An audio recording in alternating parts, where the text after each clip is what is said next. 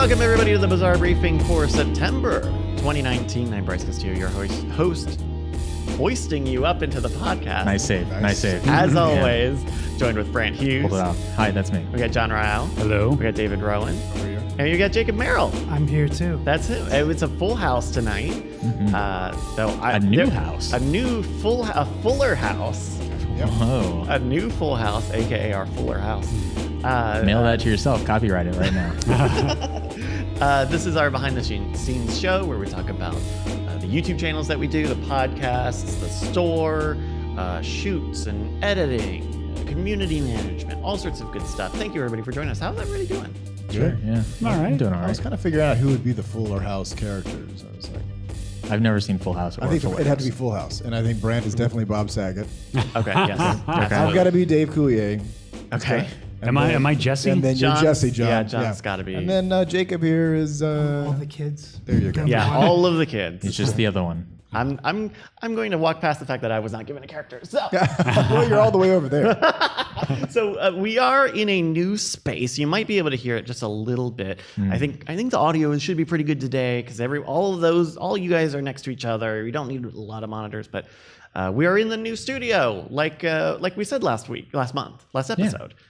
We're in the 7 Acre Schwoods Diamond Club studio. I know. It's like we said we were going to do something, and we did it. And And it's Christmas in 2 weeks. Yeah.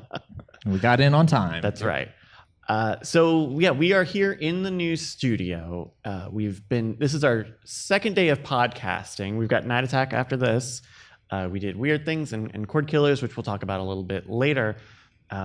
But it's working. Hey, Yeah. guys, it's working. Yeah. Yeah. So I have been in the weeds and putting the studio together. Impressions, everybody, thoughts? I think it's cool. I feel like there's a lot of. I guess I don't really know the utilization for the space yet, but I feel like the other half of this room is pretty underutilized. It is. So I'll be interested to see what that is. But so far, this is working out decently. I feel like we got a little bit more. We're not so claustrophobically crammed up in a spare bedroom anymore, which is nice. Yeah, I like that we got room to grow. Yeah, it is nice. And so we did the podcasts yesterday, and after everything, Andrew Heaton was still around. Mike TV was still around, Brian was still around, and so they played a lot of the VR games. Sure. And so in this big studio space, which if you've seen us talk about it on Modern Rogue, you kind of have a sense of what this big space is. Or if you saw the noise treatment episode, which we'll talk about in a little bit, this is that space. The front half is basically the podcast studio, kind of recreating a version of the podcast studio that we had at Brian's house. Right. And then the other half is more or less empty. But the other half is a very good size to do VR stuff. It is legitimately a lot of room. I did play Sure. VR for the first time ever. Yeah, in here? It was awesome. Yeah, there's a lot of good stuff, and having room for it is a very specific benefit of having a large space like this. But certainly we have a lot of room to grow. The set now can accommodate 4 people in such a way where it looks manicured in terms of this much space. Like we probably as much space as you guys have now, which is kind of significant compared to the one mic stuff that we do. We upgraded the table. We did get a new table, but also That's true. I like it. all the stuff around the edges of the space are opened up, right? There's no a bunch of wires for all of these little things. You know, the sort of makeshift lighting, the backlighting, all that stuff is kind of tucked away from the active, filming area. Yeah, the old studio is pretty much what you saw on camera was from wall to wall Right. of where we were, and so now there's definitely a little bit of room. Yeah. So it's great that we have a lot of room. We're running into a bunch of stuff. Like for example, like the spot where you guys are at and where Brian sits is probably 3 feet further away from the desk space than it normally That's is. the cable. Which means that we have some cable issues in terms of our runs are just not that long. And the screens are so much smaller. the screens are smaller, but also the big screens that we had have not made the transition over here because there's no wall to hang them up on like they normally would. So we'll probably get some sort of stand or maybe another Visa mount here for a big TV. Because like we have the chat on screen, I'm sure you guys can't read it at all, right? Bryce is the something. Olsen twins. The Olsen twins. Yeah, Okay. I can read it from here. I have decent eyesight, Okay. but I've also got it pulled up on my laptop. I see. So you're cheating. That's basically what you're saying. No, I'm kidding. It actually shows up faster on the monitor. So Yeah. yeah. That's kind of where we're at now. I was saying this a little bit during the After Things podcast. You can get it at weirdthings.com. That my main goals and constraints were to get us to a functional space within the 4 days that I had between my Wednesday day of editing and Monday of shooting. Right. To get us to something that'll work without needing to buy anything or go and make hardware store runs or whatever. And so we managed to cleanly recreate the space, plus expand it a little bit. So if you're watching the video version, that normally we have just the bifold, which is the fake cement, and then the perforated or the corrugated plastic behind them. But apparently they brought over all of the other panels that Brian has in his garage. So there are a few more over there in the corner. But we now have another bifold that is 2 corrugated plastic pieces. So it allows us to expand the space while feeling consistent, but in a way that we had not been able to before. Right. And there's a little bit of depth there because the 2 bifolds kind of overlap each other. We could have a surprise guest come out to greet David. Oh yeah. Oh, yeah, you yeah. could walk out from it. So it's pretty cool with that too. Bring out so. Will Smith. Oh, ooh, well, Yeah. so there's a Sorry, spoiler. Spoiler. Yeah. And then next steps.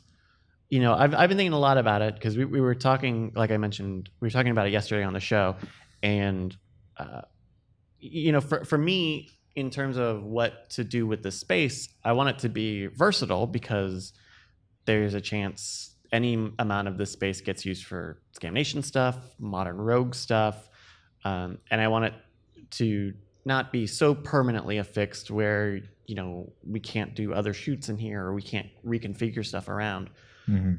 But that can be tough if you're trying to come up with a new purpose, right? If we decide, we're gonna purpose build like a talk show set, like that is a lot of materials and a lot of resources, and keeping it portable and I don't know, it's there's just a lot. I think for me, the next big things I would like are unique backgrounds for each of the podcasts.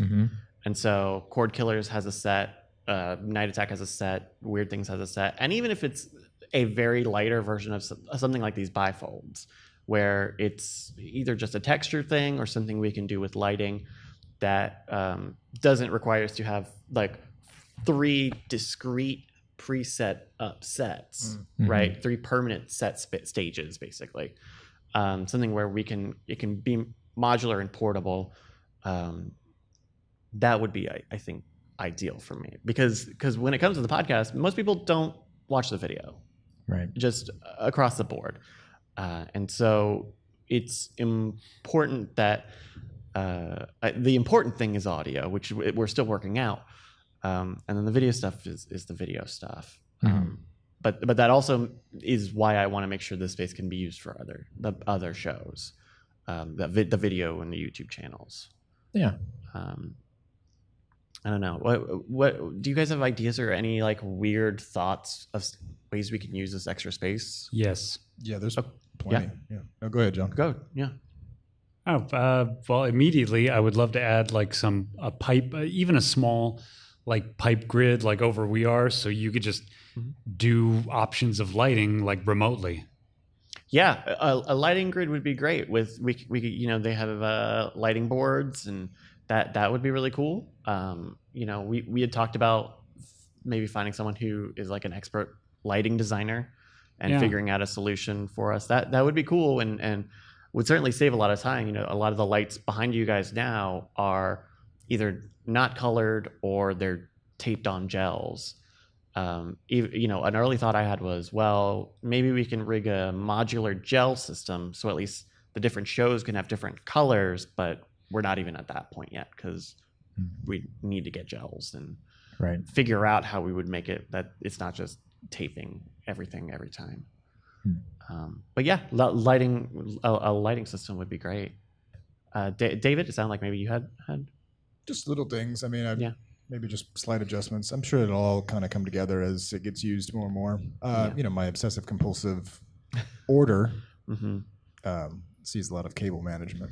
Yeah, cable management is going to be a big thing. And talking about my priorities, like that is at the bottom of the course. list. I mean, if it works, let's go with it for now. Yeah. And it's not like back in the bedroom where behind the computers is almost completely dark and no one is looking over there now. Now it's like very visible. And so I need to look into what's possible because we have 3 different computers all hooked up together, plus audio stuff, power, networking, and figuring out what the best principles in terms of that stuff is. Because normally I'm not a big cable management, obsessive person, but also I do want it to look good while also being flexible. So sure. If you ever need help with that, I would be willing to help because I have a lot of fun with that. I would. I'm officially extending my hand in help. Okay, I'm not saying I'm good at it, but I do enjoy bringing order to the chaos. Yeah, that'd be great. Samesies, but he can take it. Okay. He just got under the wire. Just beat you on that one. You could get a big pull down scroll for this background. Yeah. That was a very early idea that Brian had. Oh, really? Was we would make a track system, and there would be, kind of like a photo portrait space, and you would just slide out the background that you wanted. But now that I'm thinking about it, the idea of like different backgrounds for different shows, that would be really easy. It'd be very easy, very slim. And if it wasn't a physical space, then there would be space to move around background lighting a lot. Maybe we should relook into that. I don't know, man. I don't know. So that's HQ. So speaking of HQ, there are other improvements that have gone on, right, John? Yes. Were you thinking That's of something? it. Next topic. I'm sorry. I realize that you can't see the doc. The IKEA. Oh no, I can. It's literally in front of me. I just wasn't paying attention. Yes, me, Brent, and Jason Murphy went shopping yesterday. We went to IKEA and we got some giant desks for the office, and we got this new table for here. And we got some trash bins and some other stuff. And it's. Also, I went to Costco myself and I got some big ass shelves for all of our equipment in the equipment office room because we had this giant 200-pound desk taking up like 1/4 of the space that was just a complete waste of space. So we got rid of that and I brought in some shelving and now it looks great. Yeah. The new shelves look great. The new desks that you guys got look really, really nice. Yeah. So presumably that will be kind of where Brant and John, you two will do some work out of here from? Probably. Question mark? Probably John before myself. Yeah, I plan on moving in fairly soon. Yeah? Because I think the only thing that it's still hot here in Texas. It is. And that room, I guess, is not hooked up to the AC output. So it doesn't get any of the really great AC that's going on in the space. And there's been talk about getting like a window unit, like a window AC unit, but that's still not quite in existence. Yeah, and I don't know if there's a window unit that is that size. I bet you can find a small thing. Adjust. Yeah. The small one and expands. Yeah. Just cut a bigger hole. Make a bigger window. Yeah. Let's see. Any other There's a refrigerator. If you talk to Brian, that's pretty much the top of his list. I like it. It's nice. Apparently they had to there is a freezer fridge combo on the property. It's out in the steel building because it's too big for the space that they set aside here. It's too bad it's not refrigerating the steel building. It probably could be. You just open those doors up, just keep it running all day. That steel building is still fairly hot. So they had to get a custom, I don't know if it's custom, but they just had to get a smaller fridge. So it's pretty much a like drink fridge from like a convenience store. Yeah. And so it's got a glass front. Yeah, you can see through. It has a space for a custom lighted sign up top. So I think also one of Brian's top favorite things is that we could put just a logo there, I guess. Mm-hmm. And he really wanted a fridge with a clear open front because he believes that a closed up kind of fridge is where lunches go to die forever. I believe it. Well, I feel that way about like produce. If I have produce in the fridge and I just can't see it, then I'm much less likely to eat it before it goes bad or whatever. That's just how my brain works. I guess so, but I think that's also why offices will do like, hey, on Friday, we don't know what this is. We will need our own personal refrigerators. Like in the office, we'll need a mini fridge. Oh, don't worry. There's like 8 of them around. Yeah. Here. So I'm sure there's space for it. Yeah, I don't know. But the hang up on like we can't have leftovers in here. That's gonna make us look bad. That's very weird. That's very weird, I think, to me. So those are some of the HQ improvements. The refrigerator at the old warehouse often had stuff that stayed in it for a very long time. Yeah. So I guess maybe he was thinking about that sort of thing. I guess so. Though also that's basically a mini fridge. It is, but I mean, he might have just been like, "Oh, I remember how people put stuff in there, and it would like, why do we have a thing of honey in there?" Mm-hmm. Well, sometimes you need biscuits. Honey. You never know. You might need honey. Did you get the images, Bryce? Yeah, we got a few images here of so we got the desks here. These are really, really nice desks. Yeah, I made sure they were solid, genuine wood, so they could handle as many monitors as we wanted to cram onto them. Yeah, though apparently, like IKEA just like holds you over a fire on the price of legs. Yeah, because each desk was like the actual tabletop of the desk was $100 a piece, and then each individual leg was $30. That's how they get you. Yeah, I'm like, well, does that mean 4 for 30? It's like, nope, each individual leg. Jeez. And then you treated them with mineral oil. Yeah, I gave them a mineral oil bath. Check it out. It looks good. Have you considered staining them? I think they look pretty good. I don't know. Yeah, I think they look good, but that's not a terrible idea. I don't know anything about staining except you just rub some liquid stuff on it and it changes the way it looks. You just got to do it outside. You just got to make sure you do it outside. But it would be easier to do it now versus. Well, it sort of depends on what you want your experience to be. Yeah, if you want to have a good time. Yeah. And then here's a photo of the yeah, and our equipment now fits all nicely on one big ass shelf thing. Yeah, it's nice. Or the change is that there's usable interior space. Yes. Because the footprint is bigger for this compared to the old desk, but we can put stuff under there. There's extra. There's a mid shelf on here. Yeah, and it also works as a workbench, so we didn't lose any surface area. Yeah. Oh, that was a big thing because that was always a thing, especially when the equipment was in the garage, in Brian's garage. I was like, I gotta like be kneeling down and dig through this backpack of stuff that I need to find. It's It's a degrading thing. It's not so much the physical exertion. It's honestly a little like, come on, can I just put this on a fucking table, please? Right. See, and I guess #privilege. I don't know what you guys have ever been through. So the moment you're complaining about no surface area, I'm like, we'll just get a table. Brian will just get a table, obviously. And hey, you weren't here for chairs. Yeah, you missed when there were no chairs. We went so long with no seating arrangements anywhere. And this was when we were shooting at the HQ that Scam Stuff works out of. Because now you guys have chairs. Yeah, there were no chairs.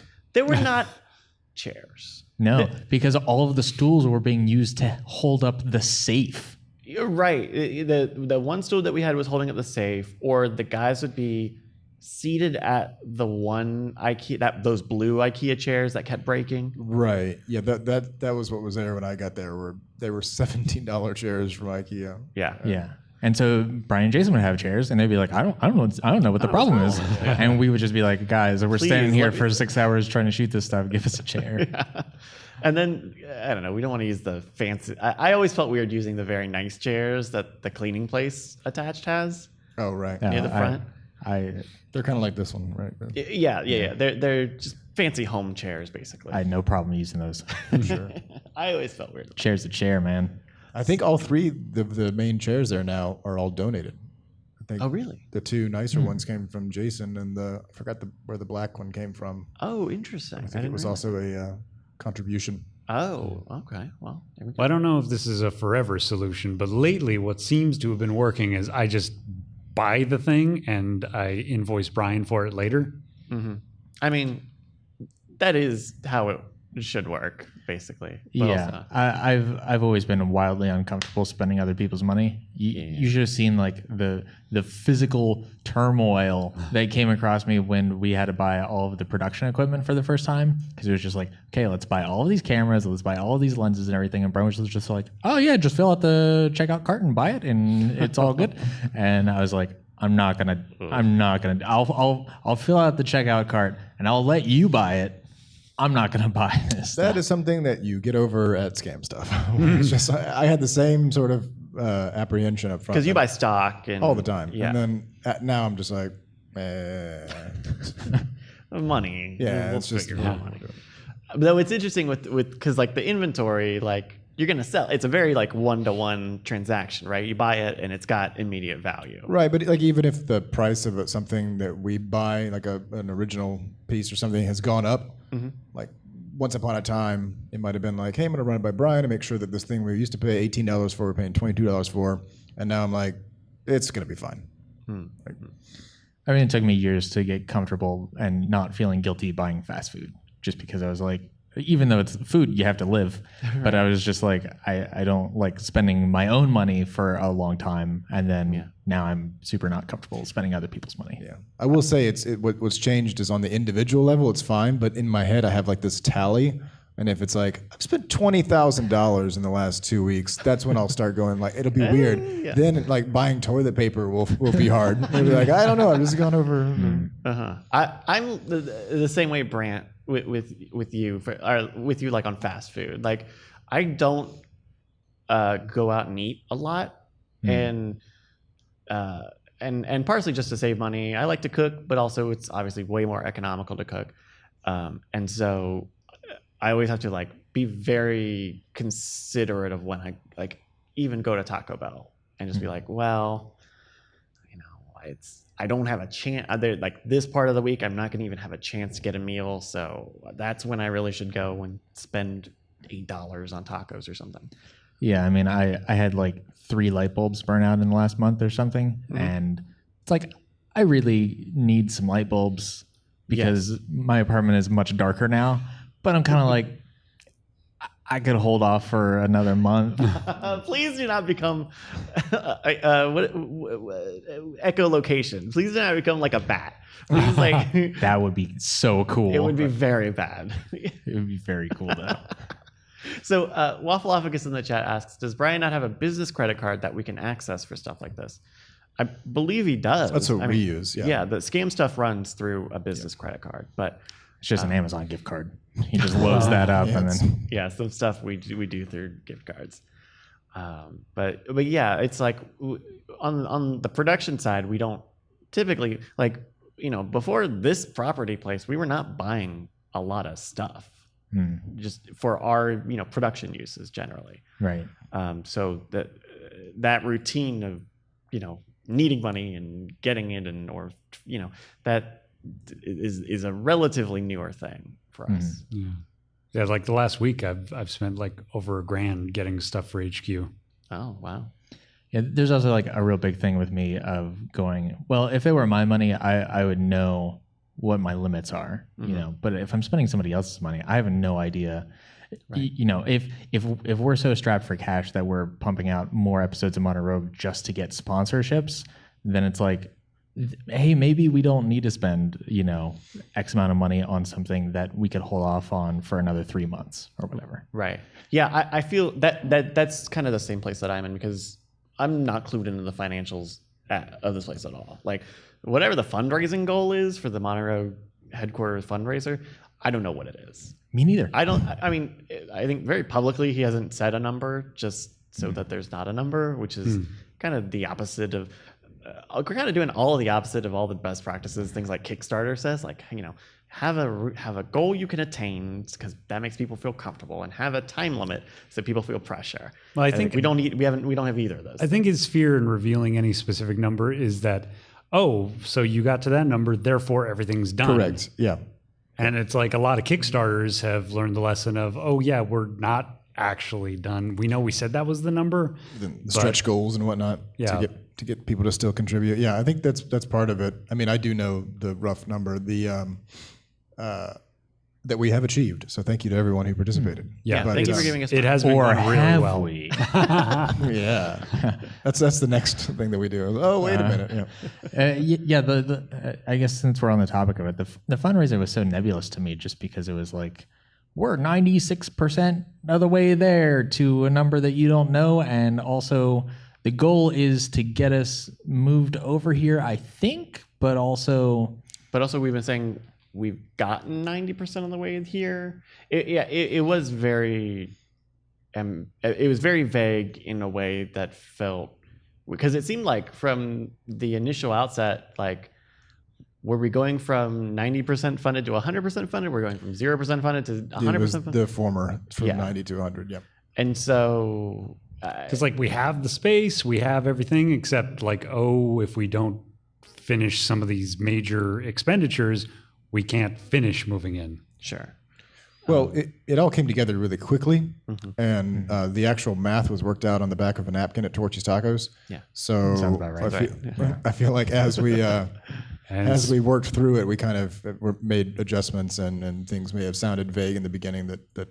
And speaking of quickly, the video we shot and turned it around in I want to say almost 24 hours. You won't believe how much HQ has changed. Yeah, Brian was like, John, can we get this done now, today? I'm like, let me follow you around with a camera, and I will let you know how fast I can get it out. Because he came to the right guy, because I do not mind cutting some of those corners, but oh man, it was rough. It was Yeah, I think we all have that. Ideally, we would get started on something early and be done early, right? And then that happens. Then there's a lot of once thinking. Let me mull it over. Let me get back to you. Right, and then it's finally it's crunch time. Let's make it all come together in 24 hours. And it, but the thing is I, as someone who just in my personal life does sort of the same thing. It's like you have to write a paper, and then you're like, I'll get around to writing the draft, and then it's the night before. You're sitting in a cold bath to keep you awake as you're writing the paper. Yeah, you always think it's going to be different. It's going to be better the next time. But once you sort of learn that you can function in crisis mode and it might actually work for you, it's hard to, I think, break that habit. But I think it's a noble goal to get into just better planning and better execution. Yeah, actually, remind me about that when we talk about the movie draft in a minute. About cold baths and writing papers. Is that the move? Cold baths? Cold baths? Oh, okay. I always just load up on caffeine and just keep the mind active. Caffeine and sugar, you're gonna crash. Well, once you get to a certain point, you gotta really hit the water hard. The cold water. Yeah, the cold water in the bath, or the amphetamines. Well, Adderall. No Adderall here. Good. It's that. I think that might be a controlled substance. No comment. Yeah. So I have a prescription. Oh, okay. Well, sorry, I didn't mean to. How dare you? It is a medication for some people. There's always been a lot of that here in terms of just being hand to mouth with everything, and for all the good and bad that brings, right? A lot of flexibility, but also not a lot of chance to pre-plan or things that need an extraordinary amount of time. Yeah. Favorite last minute strategies, Jacob? For the fundraiser? No, just Or in just general. any last minute when you're working at the last second. to He's get a something? student, so he's got. Yeah. Yeah. You just wait till like 3 a.m. if it's due the next morning without having done any of it. So then you're like, I'm really running out of time. I have to go ham. And then 5 hours later, you're And done. then you go ham. Yeah. You have no other option. That's Right. actually what I do Really? for most of my college assignments. I think for most people, it's exactly what they do. Is it successful for you? Do you Yeah. find it successful? I can only really do good work under pressure. Well, you know, my thing with the video, even though it was totally rushed, I was like, because I know he had bigger ambitions for our phases. That little animation you see, our phases of phase 1 through 4. I know Brian had big ambitions for that. I'm like, no, none of that is going to fit into our time whatsoever. But if I could learn one cool little animatic for that, if I could just learn. And so I learned this liquid drop effect in After Effects. And I was like, okay, that looks kind of much cooler than just nothing. So sure, that. Like, Yeah. bloop. Okay. bloop. Yeah. It looks. It was looks like, okay. water moving up. And I don't down. feel too bad about turning this in half-assed. Yeah. Yeah. So if you add a little pizzazz, it's like turning in an essay that you clearly did no work on. If you could add an epigram, that'll bump you up 1 grade level. No. Epigram. An epigram or an epilogue? Epigram, a quote by a famous person that yes. Okay. quasi encapsulates the essay. Oscar Wilde, if you. I thought that was the big first letter you put on the chapters of pages. Smart. It sounds like it could be. Okay. Thank you. Yes. It'd have to be. Like in a game of Balderdash or something, you could say that as what an epigram is. People are like, yeah, that sounds about right. Yeah. As somebody who's really come to appreciate learning over the past few years, I would recommend all college students actually do the work. What? Oh, sure. And Last second or not, definitely do the work. sure. I don't know what you guys are saying right now. So Next topic. So David, Jacob, you guys are here. Correct. The representatives of the store. How is the store doing? Scamstuff.com, etc. Okay, I'll do this one. I'll toss it over to you in a second. Store's doing well. We actually, I think we're kind of maintaining like what we did last year about this time. So no big gains, no big losses. We're hoping to have a lot of new products come out in the next 4 to 5 months, where we probably didn't have so many in the last 4 to 5 months. And one big product coming out in the next couple of weeks. If you are familiar with the timeline of the store generally, you might be able to guess what that could be. And so, yeah, we're ramping up for that. And then it's just going to be Pyro 3. Pyro 3. This time it's personal. You just throw fireballs at people's face. And then we'll edit that out. We'll edit a laugh in for that. I'm Googling audience laugh. Yeah, it's way over the top. we do have a Pond 5 asset that's just audience laugh. Oh, really? Oh, Yes. That's great. I'm And then it's just getting ready for Black Friday. Yeah, Black Friday. Which is going to be, 6 weeks from now, 7 weeks from now? Yes. 8 weeks from now. Yes, 2 months. The end Some of, integer end of number of September, weeks or from November. now. Yeah. And that actually takes a lot to get ready for because a lot of inventory comes in beforehand, gets prepped, and then goes out the door all at once. What is the Black Friday deal going to be? Can we spoiler territory? Yeah, well, or? generally, we try to give everyone the best prices on things of the year.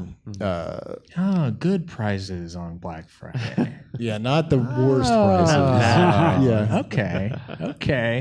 We'll see how that plays out. You ruined the surprise, David. But we can also do things like bundle, things together, and if there's something in particular that we only have like a few left of, we can give like kind of a clearance, price on that. There's all sorts of little things we can do. Usually we start a little early and then go a little late past Cyber Monday, and it tends to be a good time. So if you're thinking about getting anything, don't buy it now. Wait, buy it in 8 weeks. well, maybe 2 months is a long time to ask people to Well, wait. there's a couple of things that are going to be released between now and then, and if you want to make sure that you get one, you have to buy it before Black Friday because we can't guarantee that we're going to have everything on Black Friday. We've sold out of things that have no known timeline for coming back, like the Rogue's Tavern. Yeah. You know, we're at a tavern. Sorry, if you didn't get a tavern, they're not going to just magically show up on Or Black stuff like Friday. the Revenge is back, but that's always very hot. and cold. Revenge is back, but it says that we would need more by the time Black Friday comes. So that's another one that actually is probably a good example. If you wanted one, I would say get that now because Yeah. they might not be here. And those are new and improved, right? We have a new production of those. Yeah, just down the road near San Antonio, we're having them done as opposed to up in the Northwest. And we've got new materials that we're working with. Jacob has made probably a piece of every Rogue's Revenge in the weaponization part. You want to talk about that? No? I also hand tied most of the tags. Ash did some of them too. Oh, nice. And we stamped all the tags. I think I stamped every single tag. So Yeah. that part, that comes from me. So if you like your stamp, Yeah. you know, send Jacob a Hand quick stamped, thank you yeah. note. So, okay, here's a question I have. Because for as long as I've been here, stamps have been a big part of the graphic design of scam stuff.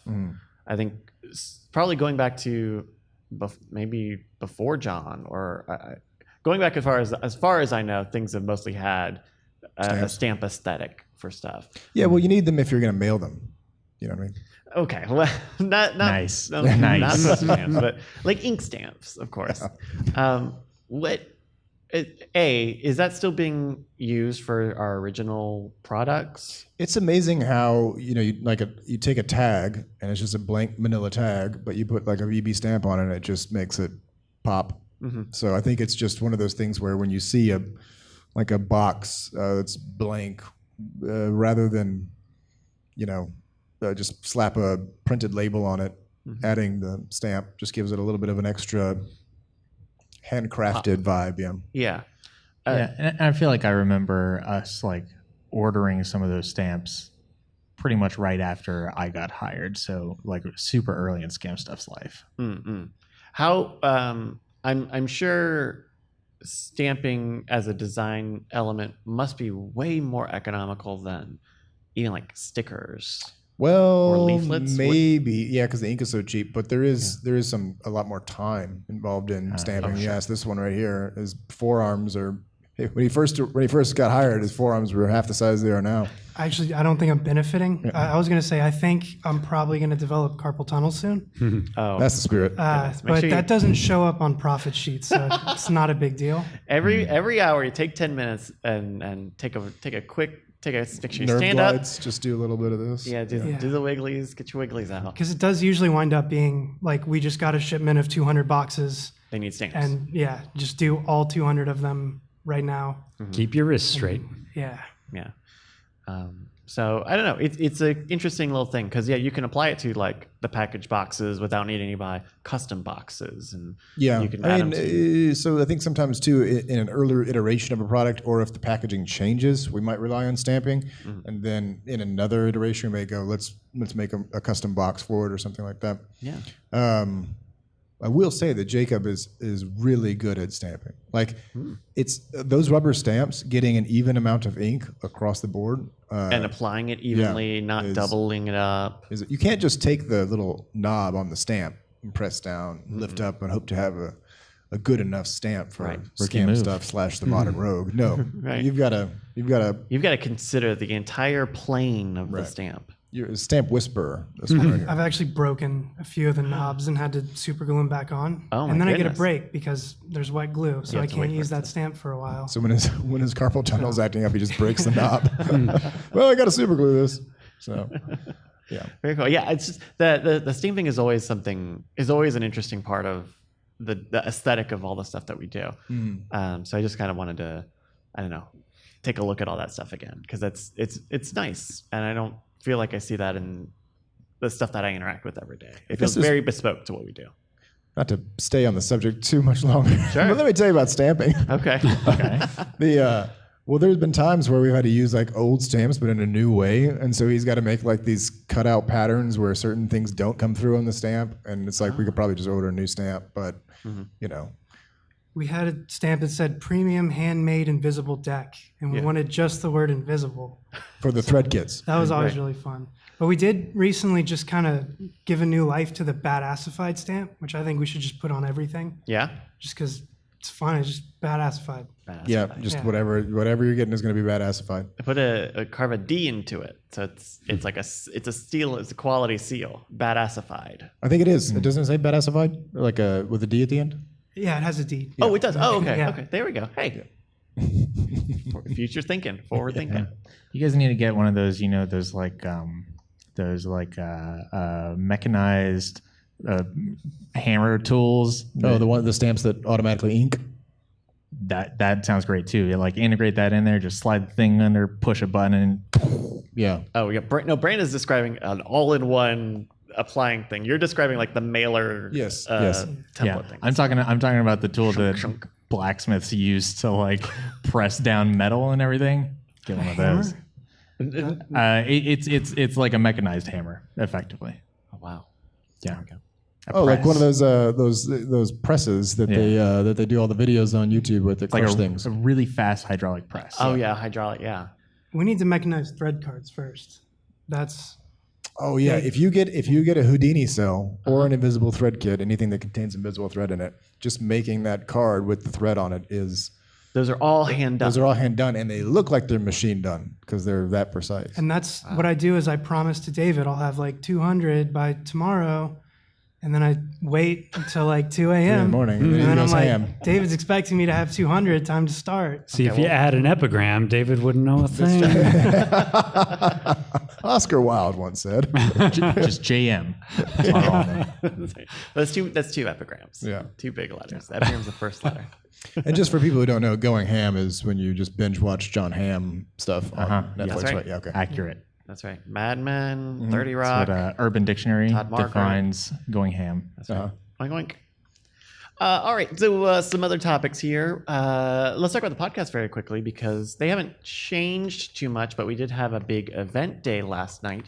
Yesterday we did Weird Things and After Things. Then we did Cord Killers and Spoiler in Time. So that was our first full day of podcasting here in the new studio. But then at the end of Cord Killers, we had our twice a year special event, the winter movie draft. Yes. And we held it here in the studio. And it was the movie draft is always a very tense time. Just because it's a lot of people on Skype. So there's a lot of software side stuff I've got to deal with. There's a lot of writing. I wrote a really long script for all my stuff. We had Mike TV back in studio, so we set up a satellite set over in the empty space for him, which is this shot that the video viewers are seeing right now. On top of all of the other stuff associated with trying to get this space working. Yeah, and real quick for people who might not know what the movie draft is. Oh, sure. You were teeing me up. Okay, yeah. Sorry. So it's like a fantasy football league, but for movies. So they auction off 30. We auction off 30 movies, and they take the domestic total of those movies, and whoever has the best slate at the end of the league period. So I think it's February. It'll run until February. Wins the season. And so this is I actually don't know how, they've been doing this for a very long time now, and they do it twice a year. But it was weird. So we were talking earlier about time management, and I have been working on the movie drafts pretty much since I got here. I mean, there are a few years where Brant, you were doing some of the auctioneering stuff, and I would just do the technical stuff. But at this point, I've kind of taken, doing all the technical, doing the auctioneering, doing co-commissioner work with Eileen Rivera, who is Tom's wife, to set movies and make policy decisions, which rarely ever happen. But the thing that so the movie draft, especially before me or early days, it was always very rushed, less than a week's notice. Sure. We need to book people if it's the winter. So Brian, Justin, and Tom always play. And so in the winter draft, it's solo. So you only need to book 3 other people. When it's the summer, they play in pairs. So that's, whoever Tom's partner is plus 4 other teams. So that's 6 people that you're trying to get booked, also with the 3 guys who are always on it. For me, it's I've been trying to be a little more ahead of the game, right? If I'm not the bottleneck, then I could feel okay if no one is ready for it. But we had a weird incident where so this season Justin didn't play. Justin Robert Young, who is Brian's co-host on Night Attack, he ended up double booked and just couldn't make it. And it was kind of a weird thing. At first I was very blasé. I was like, whatever, you can't make it, you can't make it. Especially because I had given them 2 weeks heads up. I gave them the movies with plenty of time to plan out stuff. And so I think it was just kind of unfortunate, I guess, because, they talk about the movie draft every week on Night Attack. Right. It is 10 minutes at the end of that show. And so part of that is because they both are in it. And so I think they'll both be fine about it, but I don't know. It was definitely a weird moment. And so instead of Justin, he wrangled up Movie League Mike, who writes this feature called The Crumb Dum, which is an analysis of things that have happened in the draft, movies that have come out and how well they've done, as well as predictions of who will win. And so he joined in place of Justin. But yeah, it was kind of a little bit of a weird thing. Yeah, I didn't get to catch the episode as it was being broadcast, but it sounds like a real curious thing because it's so intertwined with so many elements of the show going forward. Yeah, and Justin has. When I say Brian, Justin, and Tom, I mean they've always been in all of it. So I mean, look, whatever. At the end of the day, it's just this little silly thing. But I don't know.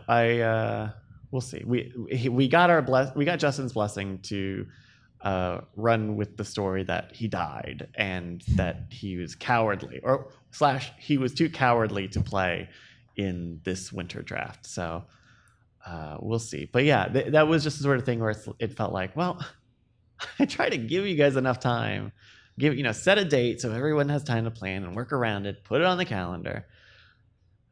All right, I can't feel bad about it, I guess is where I'm saying, Do you think he joined in the viewer league? Have I? Justin. I wonder if he did. He might. Draft.diamondclub.tv/forum is where you can play along. So that's the other part of the movie draft is the viewers can buy movies at the prices that they set and try to make the best slate out of that. It'd be pretty funny if he joined that and then ended up winning the viewer league, and then the Galaxy Brain play of going through and doing that. Yeah, because the Chat Realm League always performs better because they have this wide eye view of they're not auctioning the movies, they're just buying them at that price. But a very weird draft. It's not going to be a good winter for movies this season, I don't think. I mean, Star Wars is coming out. Frozen's coming out. There's a Playmobil movie. Huh. Yeah, I haven't really been keeping up with new movie releases lately. So, but it's crazy because this last summer was very good. I feel like there was a lot of good movies that came out. Yeah, ever since MoviePass went under, I was like, no more movies. That's it. Rest in peace to a real one, MoviePass. So that's the podcast. We're going to continue to iterate here at the new studio space for the podcasts, and work on making sure that the audio sounds as good as it can, and keep bringing you the shows. Oh, actually, we did have a question in the chat that I wanted to save for this segment. So is it about stamping? No, not quite. So just another pilot asks, would the current building, the new studio, make podcasts and videos come out faster? Which I think is an interesting question because certainly on the podcast side, the answer is no. I feel like it'd be no across the board. but I mean, it just make it more comfortable to shoot them, right? Yeah, I think Yeah. comfort is a big thing because like the AC works here, and now the sound is good in here, so it's a very controlled space compared to shooting outside all summer or shooting out at the steel building which doesn't have AC yet. I want to say it will make it faster, but not measurable by the audience. But for us, it'll be like, oh, cool. We now have a disc station, which, by the way, Brian just hopefully bought the new disc station that'll be here. Right. So we'll just literally walk into the equipment room on my station and upload the footage. And so now we have access to it instead of, going the roundabout way of me or Brant taking it home and uploading it through an FTP, via our home internet. And so it will be technically quicker, but just in those little sections of the day. Yeah, I think there would be a lot of, for the edited video side of things, I think there would be a lot of quality of life improvements, but, still 5 of my work days is editing the video, and editing the video wouldn't be any appreciably different here as compared to at home. Though I think there's a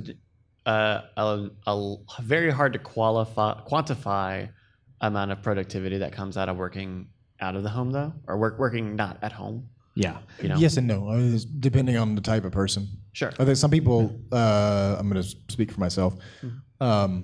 When I'm around others, I actually have a tendency to probably be more distracted. Oh, really? Or be interrupted by something that's just going to take me off my focus or out of flow or something like that, So it's like, I can see how being here would be great for Brian to be able to go around and see what everybody's doing or whatever, right? But I can also see how I might be in the middle of something, somebody comes in and goes, hey, what do we do with this? And then you're off to a distraction, whereas if you weren't there, you wouldn't have been distracted in that way, and they might have just figured it out. But I think, it might make sense to just try it and work out the kinks as they show up. Yeah. Maybe it might be something simple as position of where people are in the building. So if somebody works well around others, then they might be working on a laptop in that common area out there. Whereas if somebody wants to go, well, I'm definitely keeping the doors closed in the equipment room. Yeah. There's when I edit, sometimes I live stream, and I can't imagine anything less productive than that, because I'm just constantly fielding questions and answering them. Yeah. See, I feel like the couple times that I had live streamed editing Scam School, and this was years ago, I was way more productive because I knew people were watching or could be watching. There is some level of accountability of, I can't just stop working for 30 minutes and just go watch some YouTube videos or whatever. Right.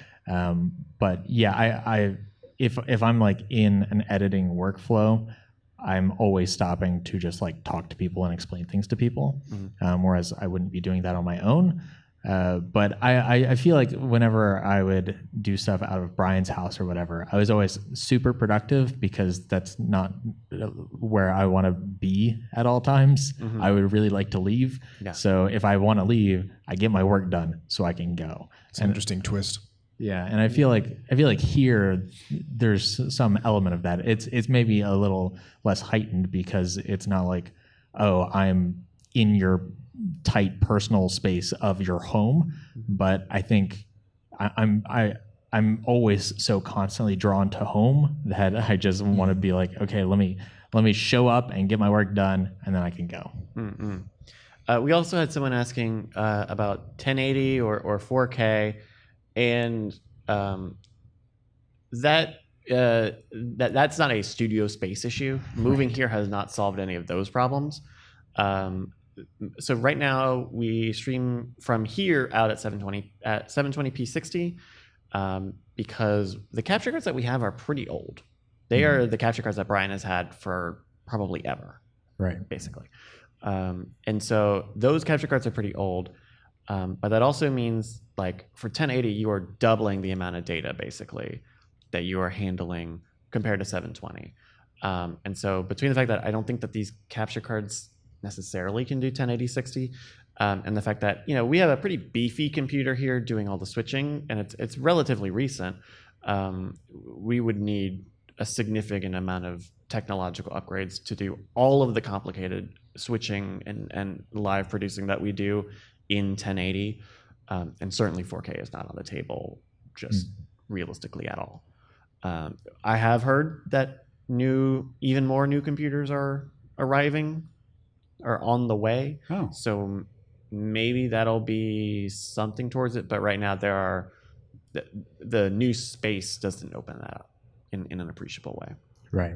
But yeah, and then as far as how fast the podcasts go, like I Cord Killers and Weird Things, we record them Monday evening. I go home and spend 4 hours and get them out by 2 a.m. So there's literally no way that those could get out faster. There's no, the only way faster would be if someone told me to not eat dinner in the middle of all that, right?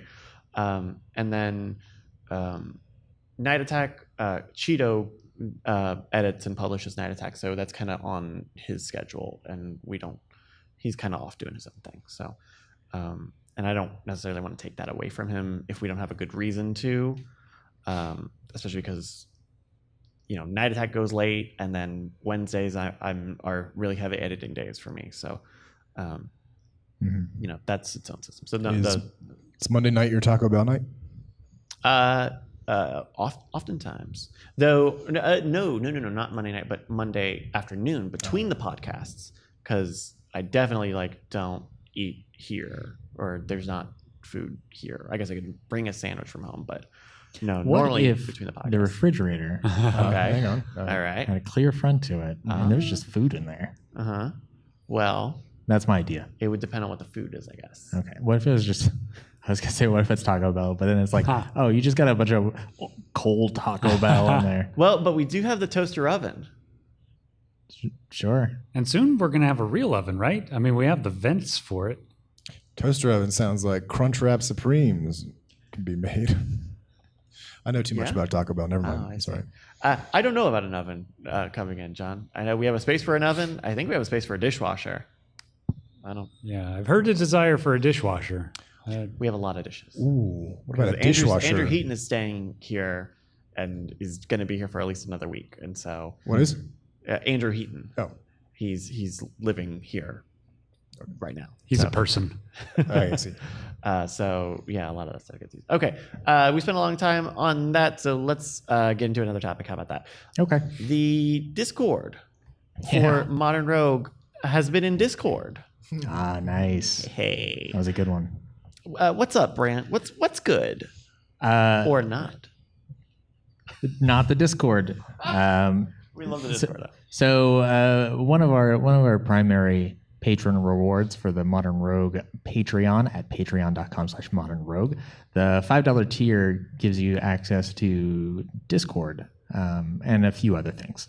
There is a general chat that's publicly viewable, whether you're a patron or not, but we have a ton of channels that are only accessible if you are a patron. And then also you can chat and everything. Unfortunately, the Patreon bot that manages role distribution to people who subscribe to Patreon and not has always been really somewhat unreliable, sometimes just slow. It's just weird and peculiar. And so I had a patron reach out to me who said, hey, I've been a patron for like a week and I haven't been given a role. Can you look into that? And so internally I was thinking, oh, we'll just give it a couple days and it'll eventually get around to giving you a role.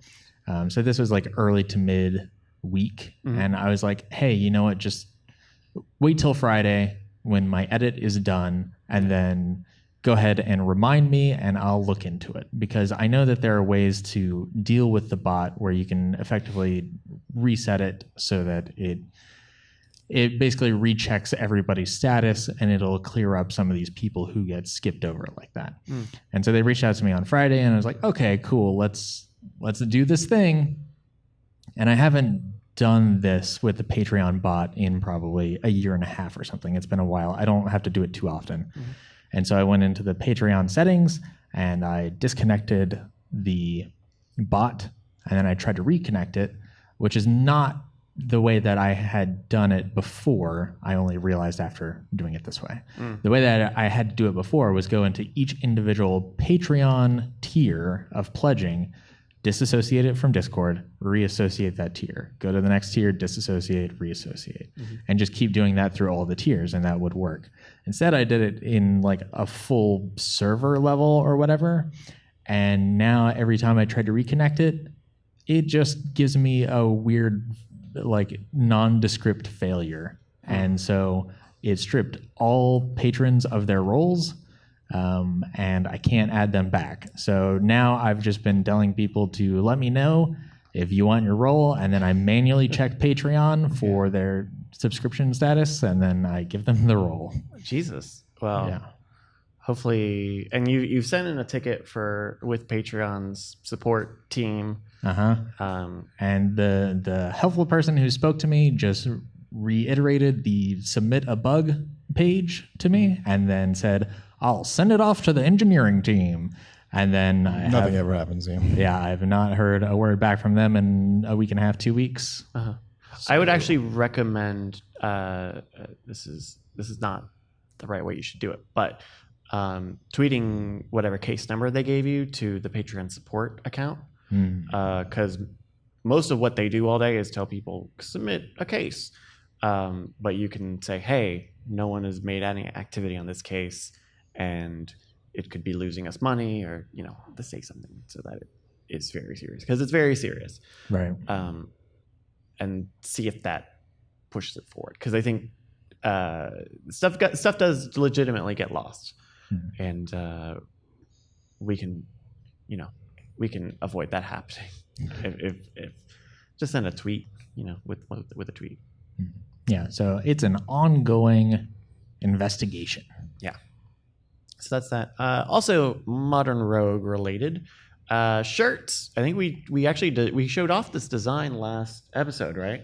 Did we? I don't think we did. We did. We did? Yep. Okay. Well, it wasn't finalized back then. Because we decided it was a Mars. It's a Halo. It was a Halo from the game Halo. Right. Yeah. So Halo yeah, that's finalized, and that you have, if you happen to be a patron or somebody who wants that shirt, you have less than a week from the live broadcast date of right now to get in on that $30 patron reward. Yeah, the end of September. Yes. Yeah, there we go. Also, it sounds like there are some new YouTube features? Filters. Yeah, there's some comment filters. This is kind of an inside baseball creator sort of thing. Inside. Yeah. So this is something that they're rolling out currently. And so basically you can take a look at your comment feed and you can say, hey, I only want to see comments from people who are subscribed to my channel. Now, does that take away the view from just you or from everybody on looking at the It's a YouTube filter. video? It's not the Just public view. Yeah, you're just filtering what you see. Oh. And so, yeah, it could be people who are subscribed to your channel or people who are not subscribed to your channel, people who have above a certain threshold of subscribers on their channel, little things like that. Yeah. Have you used it too much? I see you poked into it at least. Yeah, I just noticed it today on my personal account. I haven't seen it on the Modern Rogue account or Scam Stuff account or anything. So it's one of those things where they roll it out to like very specific channels, and then it eventually gets. See, but I would like that feature if it was a active comment filter, like, sorry, buddy, you don't have a certain amount of subscribers, you can't leave a comment. I think that makes it very tough though, because even though every YouTube account technically is a channel, so many people don't upload anything. Yeah. I mean, and I'm not suggesting this for the Modern Rogue. I'm thinking my own personal channel. Like, I would love to block people with no subscribers. I see. Gatekeeping. Just across the board. Just. It sounds like maybe you should just turn comments off. For a lot honestly, of people, for a lot of people, I do. Like, for a lot of videos, I do. Especially, dare I say, if I have a female actor in my videos, I generally turn the comments off. Yeah. Scam School and Scam Nation have always had a touchy relationship between commenters and any female participants we have on the show. I don't know if it's just because it's mostly it's a lot of kids who watch, or It's YouTube. It something is else. the last vestige of the entitled racist white dude, bro.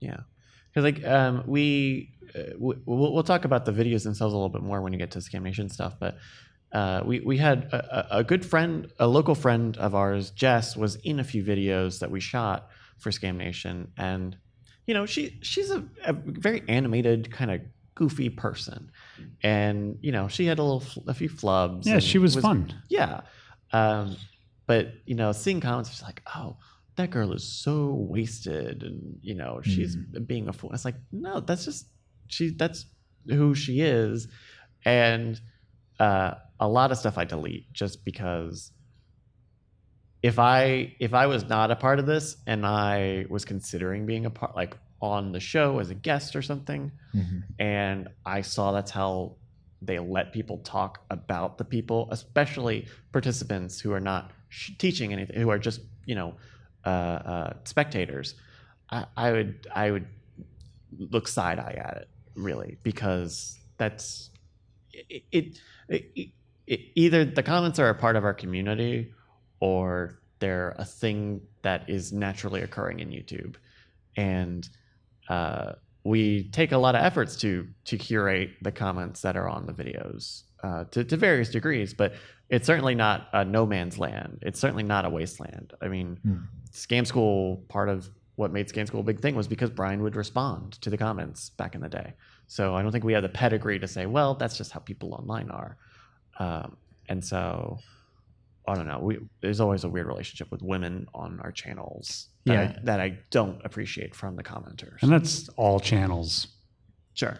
And there's definitely been channels that I've watched a video and been excited about it, and I was like, oh, I'm going to subscribe to this channel. This seems like a cool place. And then I go down to the comments and I'm like, maybe I'll just say that I enjoyed this one video and move on with my life, because not really a place I want to be. Yeah, there's no YouTube channel that I can think of that I would want to be a part of the community. Certainly not within the youtube.com ecosystem. Sure. That's a new YouTube comment feature. Yeah, just real quick. Sure. You guys feel like, is there any burning feature that you really want from YouTube aside from replace video file? Replace video file is pretty up there. I'd also like them to replace that logo file, but that's just probably too late for that. Logo file? I the really logo don't of like YouTube? the typeface of YouTube. Oh, I see. But just the kind of thinner or the taller font. It's like somebody stretched Impact or Arial or something, or Arial Bold or something. I don't know. I think they changed it a few years ago too. Well, I think they did updated make a it few better. That's years true. ago. But they also changed the Google thing from the beveled and embossed logo to its current thing. And the slab. someone who likes logos, I feel like they still have some improvement to go. They should really make it Papyrus.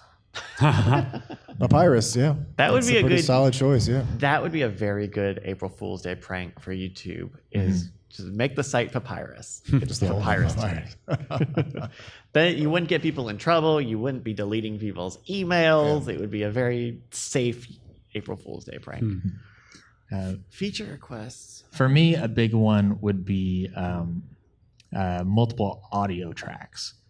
Sure. So that way, it would be a really nice accessibility feature for, we have music in so many of our videos. It'd be nice to have a track that's just vocals. It's no music, because I know some people have a hard time processing audio. Yeah, they're hard of hearing. And commentary tracks. And it would make That'd be commentary tracks easy. It would make dubbing really easy for other translations. I know we have fans who dub Modern Rogue videos in Russian, and so it'd be cool to just be like, hey, send us the audio file for that, and we'll slot it into the official thing. Oh, interesting.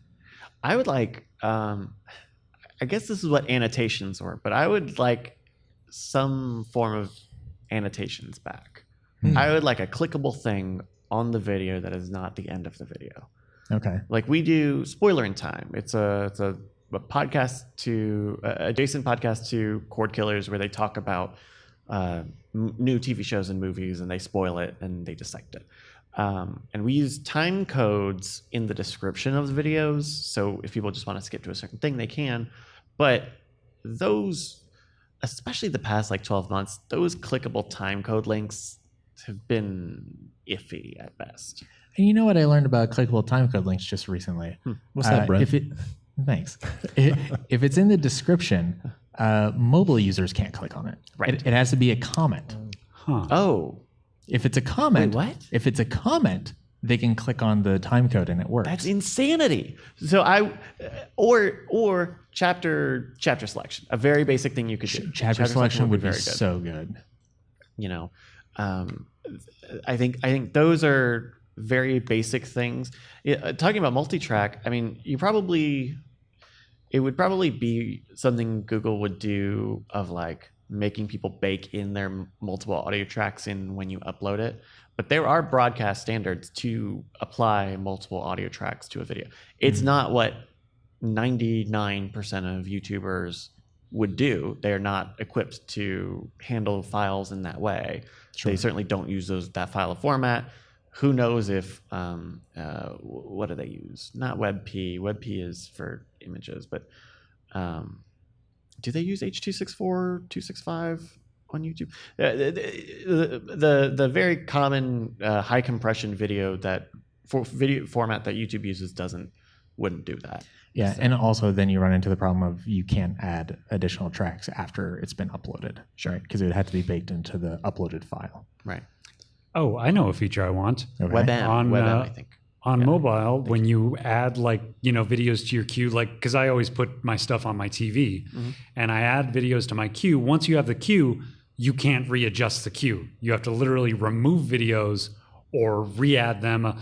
Whereas other playlists type things like Google Play, you just drag and drop it and move it around. Yeah. But with YouTube, you're just stuck with whatever list you made in the order you made it. Man, if we're opening this up to the YouTube mobile app, please let me turn off the swipe to the next video thing. I accidentally swipe to the next video constantly, and I never want to do it. I don't want to do it, and I can't turn it off. And if depending on how long the video is or how long I was watching the video, if I swipe back, it won't bring me back to where I was necessarily. I really don't like it, and I don't know why. It's not my use case that I would ever use it. The swipe. If I have autoplay on, I'll let it autoplay. If I see the up next, I'll click the up next. Don't like the swipe. The swipe is bad. Another thing I would really like is profiles in one account, insofar as commenting, so that way I could comment and from the Modern Rogue account, and it could be delineated as Brant, the editor, who's speaking. Yeah, that'd be nice. Interesting.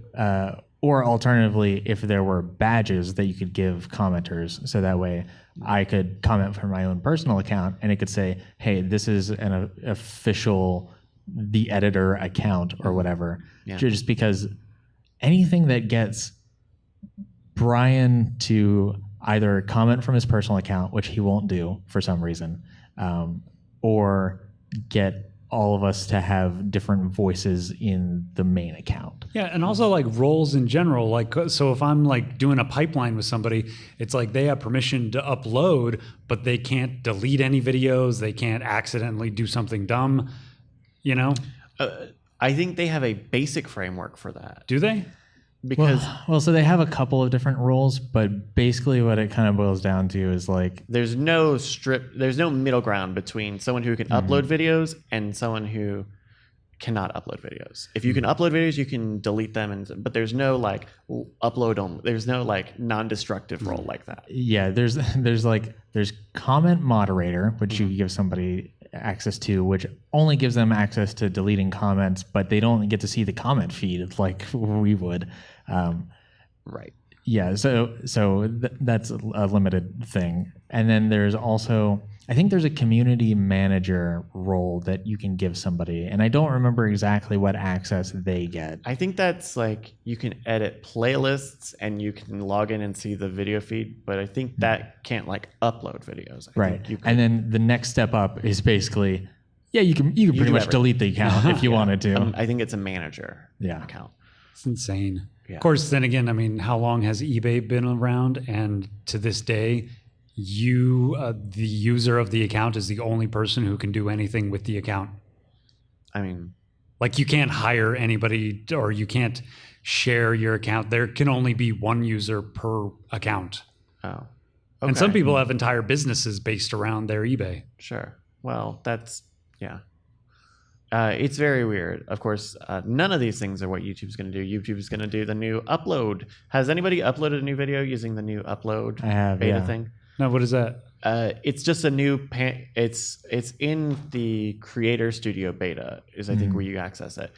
It's just a new onboarding page for uploading videos, and it literally is nothing new. It is all just all of the things you would normally do, but it looks different and it has more steps. It's broken stuff up into steps more, and I don't like any of that. I think there are no new features in this fucking beta. Tell us how you really feel. Well, there are a lot of new analytics in the beta, but yeah.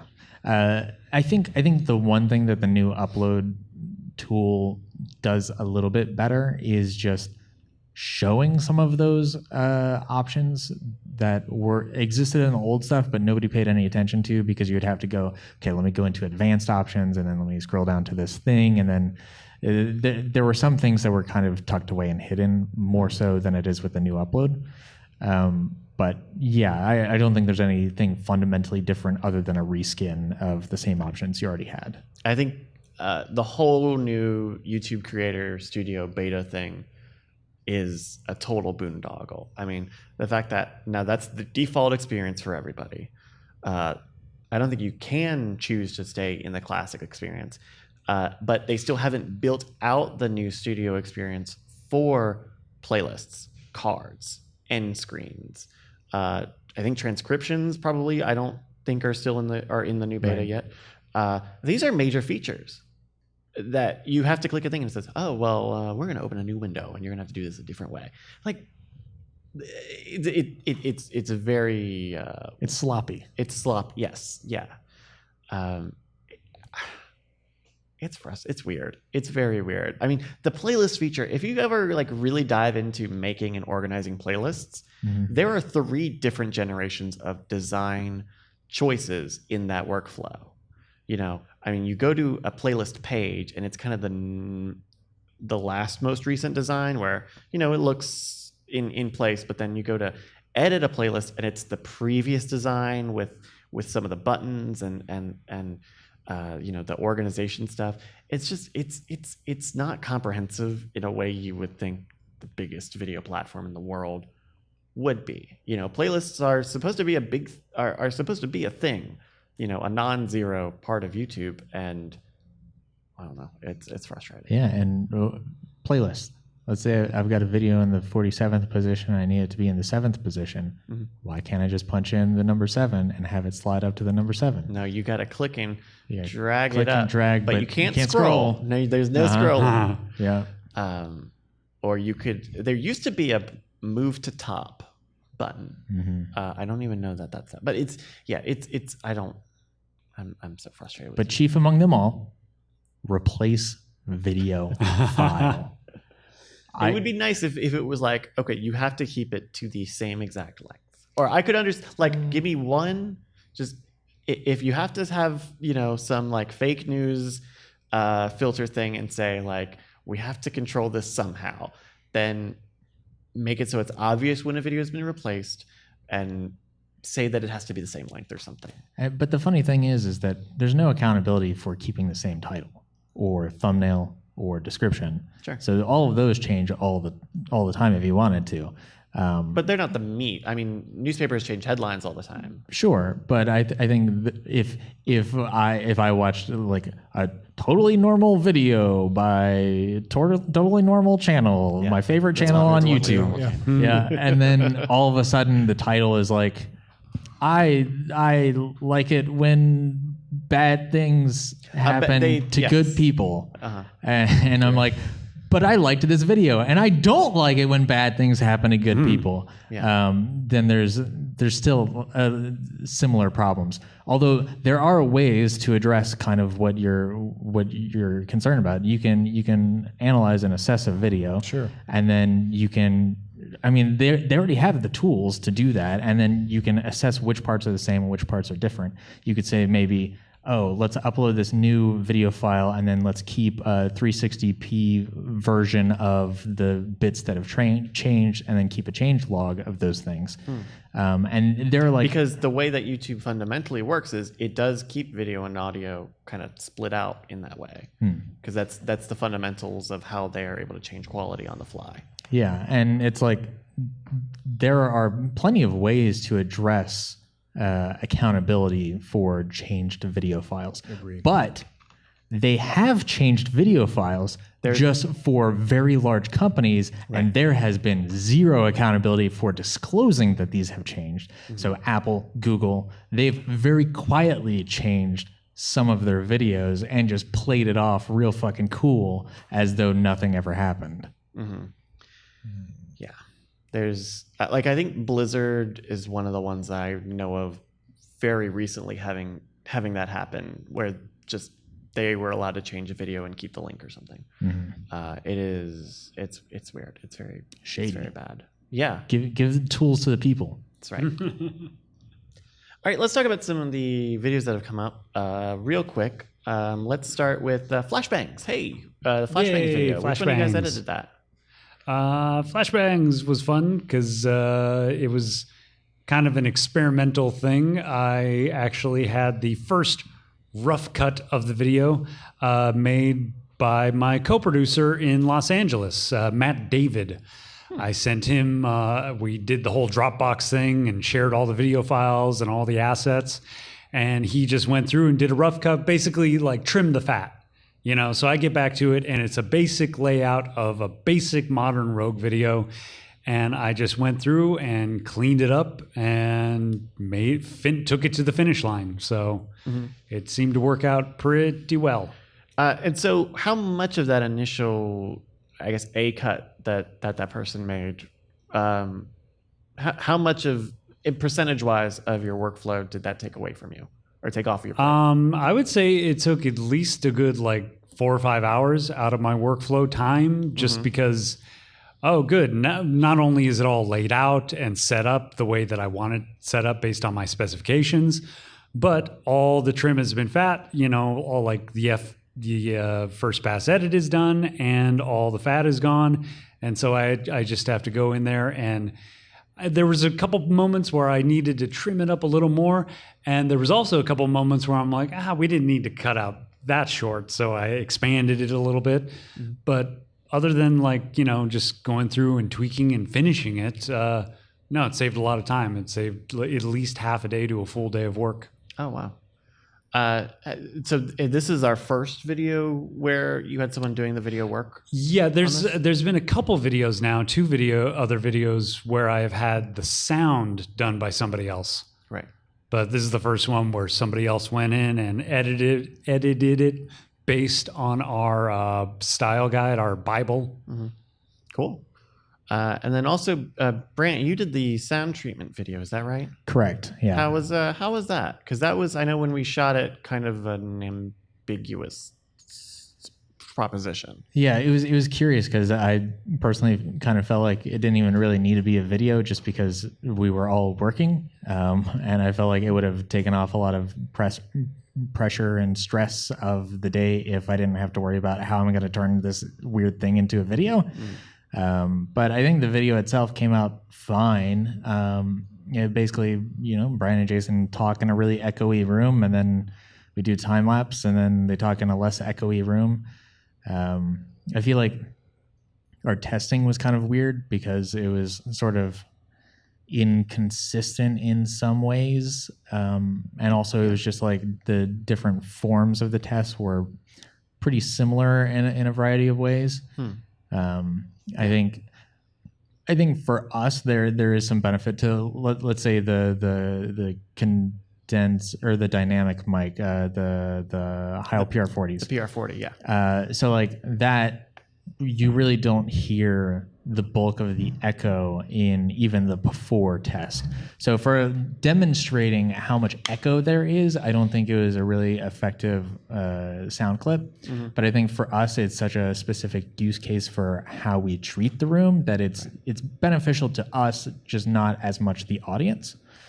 And so I don't know. It was interesting. I made a number of visuals to kind of dress it up a little bit, and then they tossed to me to analyze it, which I'm not an audio engineer. That's not my job, and I don't have a background in editing audio or anything. Just what I've picked up over the years. So I tried to turn that into something that was not just me saying, "Yep, it sounds better," but ultimately it was kind of just me dressing up, saying, "Yep, it sounds better." Does it sound better? It does. Yes. It doesn't sound perfect if perfect is no echo, Right. which is a sound. Some people in the comments were like, it gives it character and stuff. You kind of want a little bit of echo, just Sure, but with how big this room is, that's not a scalpel. We need to hatch it on even little improvements. yeah. So there was some improvement, and I felt good about being able to demonstrate that there was change. Yeah, and I think I'm sure there are, because I wouldn't even know necessarily what you would want to use to analyze it specifically, other than maybe showing it on an equalizer instead of just with the spectrograph. But even then, that's just a different version of the same thing. And so I think the talking about just samples and fractions of seconds, I think put it in really plain terms for people to understand. Right. Yeah. And I think that's better than I don't know, getting really granular with I don't even know how you would describe it. Yeah, and if there's anything that I like, it's numbers and logging data and stuff like that. That's in my wheelhouse. So I just kind of tried to apply that here. Also, it was kind of fun too. I always like having stuff on my monitors in the background when I record stuff. Back when I used to do Scam School ads, I would put Film Riot on monitors and just fun little things like that. So here I had two different things. One was Giant Bomb, their series Burgle My Bananas, which only a couple people spotted, but it's also a premium feature, so you're automatically going to have a limited pool of people who are going to notice. And then the other one was Because Science, which a lot of people recognize, and a lot of people really want us to collaborate with Kyle, which would be great.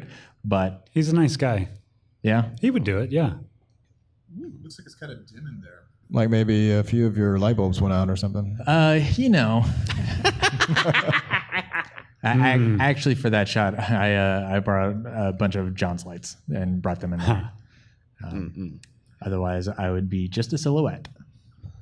That would have been cool too, though. I would have looked very mysterious in a really great way. And look at that doghouse system.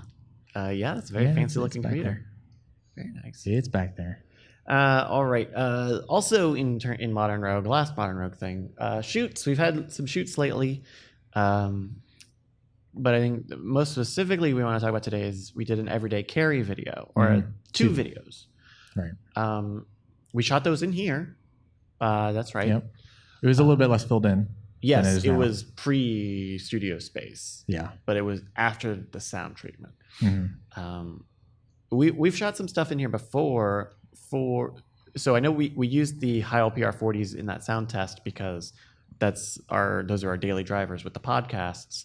How has editing the audio been for the Modern Rogue stuff that we've done here? We've done ads in here. I guess the second half of the sound treatment video with the guys was post sound treatment. Right. Yeah. I think it's mostly fine. I think if you have headphones on, you can definitely hear it a little bit, and that the way that I edit audio can make it a little bit tricky. But I think, as long as you duck down the person who's not talking, you really can't hear enough of it to be bothersome at all. So I think it works well enough. And yeah, the first everyday carry comes out this Friday, and and both of those are fun. They're we've done videos like this before of let's take a look at a thing and just say what's in the thing. Yeah, it's very reminiscent of the bug out bag. At least the first everyday carry video is. And honestly, by the end of that video and the way that they're talking about those kits that they bought, they did just seem like bug out bags. Yeah. They didn't quite feel like everyday, because everyday carry is, I mean, generally not stuff you would use every day, but something you would want access to every day.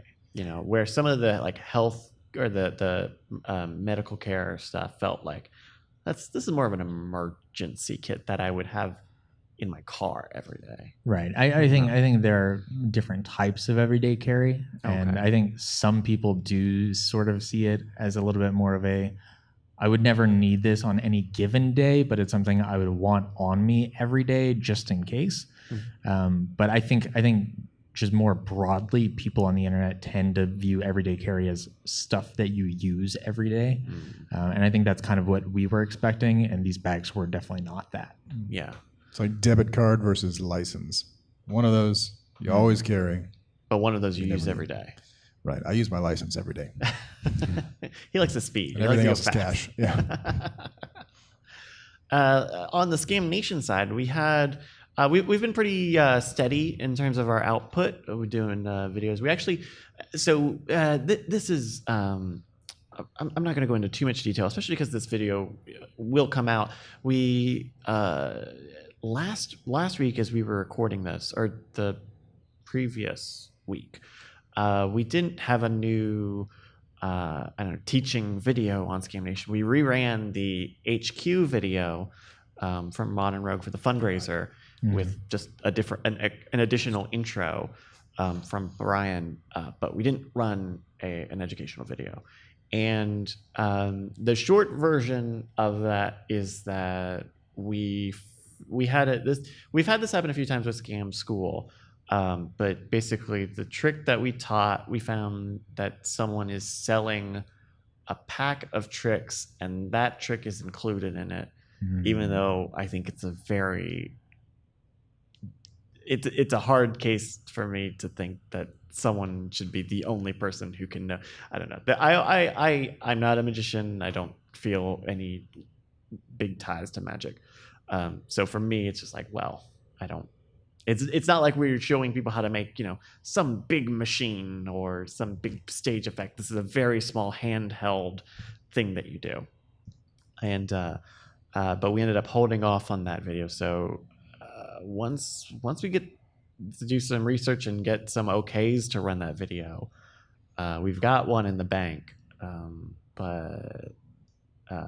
Yeah, so that was last week. And then we've been running a bunch of the Alan Paoletti videos that we shot a few weeks back. Yeah, we ran a couple of those videos. We've got some more that are not with Alan, and we're actually doing a shoot this week as we're recording this with Diamond Jim. Diamond Jim's back in town. He's in town for some reason, so he's like, "Hey, I'm here. I can do something this day." So is that what's going down on Thursday? Yes, cool. That will be on Thursday, and so we'll see, because we're shooting those episodes plus something else, and I don't know how much time that other thing will take, because there's another part of that always takes a long time, but won't be that night at that place. Got you. Yeah. So Diamond Jim coming to the channel probably in the next couple of weeks. Keep an eye out for that. And then you said dad jokes. Yes. Yes. I always like his bad dad jokes. I always like them. I loved coleslaw. I loved the coleslaw thing. That was. Which one was coleslaw? I don't remember the whole setup for it. It's kind of like Murphy's Law, except it's coleslaw. Oh yeah. So I think someone brings up Murphy's Law and says, "Have you heard of Cole's Law?" And they said, "What's Cole's Law?" And it's like, lettuce and it's mayonnaise and cabbage and mayonnaise and yeah. So Diamond Jim coming soon, and then American Magic is still going. I don't know how many more episodes we have left. You don't know how many more? I don't know how many more, because Nate Staniforth is doing all the production on it, so we just receive them as he does them. But this episode was supposed to go out like an hour and a half ago. The episode for today is him in Las Vegas with Rick Lax, I believe, the big Facebook magician.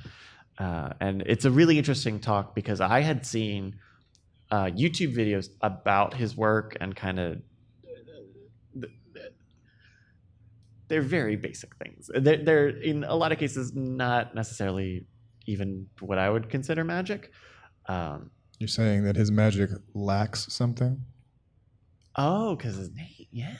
Oh. Once again, we'll just add the audience laughter. That's right. An editor's note here. Yeah. And but hearing him talk about it adds another element to it, because at the end of the day, right, like I think that stuff is generally pretty corny, and you're not going to astound someone. You're not going to astound me with any of that stuff because you're just doing math. I know the math. I know the order of operations, but you're not going to. But there are kids. There are people who don't love puzzles and stuff like I do. So I get it. I get that we're all trying to entertain somebody, even if it's not the person in the conversation. So yeah, that's American Magic. Yay! Keep an eye. This one takes place in Vegas, so he's got to be done soon. If he ends up in Vegas, it's got to be. Well, because he's going from the East Coast to the West Coast. Oh. So he's just going to start zigzagging up and down. Take the long way through North Dakota. Once he hits Washington. Yeah. So hey, that's all of our topics for the day. Let's do a little bit of any little off-topic stuff that's been going on. John, real quick, what's going on with you? Bryce, have you finished Undone? No, I've watched 2 episodes. Oh Lord. Of the new Okay. Well, I Amazon don't want to original series I don't want to Undone. spoil anything. Basically, because I thought the show was fantastically made. Mm-hmm. I thought the acting was great. The writing was great. The animation was beautiful. The dialogue, like this guy, what is his name? Creator of BoJack Horseman. Oh, is it Waksberg? The creator of BoJack Horseman. BoJack Horseman. His dialogue is unparalleled. Yeah. Raphael Bob Waksberg. There you go, Bob Waksberg. My issue with this, no spoilers, is just the way the story ends kind of gives an ideology. Mm-hmm. And it is that upper middle class white surrounding Whole Foods ideology of medicine, Western medicine equal bad, poor indigenous culture equal wisdom. Just that kind of bullshit you get from people who can afford to live with that kind of bullshit in their lives. And that's what I got from it. And it bothered me. Interesting, because I watched the second episode, which pretty much tries to set up the conceit of the conflict, I'm understanding, or at least gets right up to the edge of setting that conceit.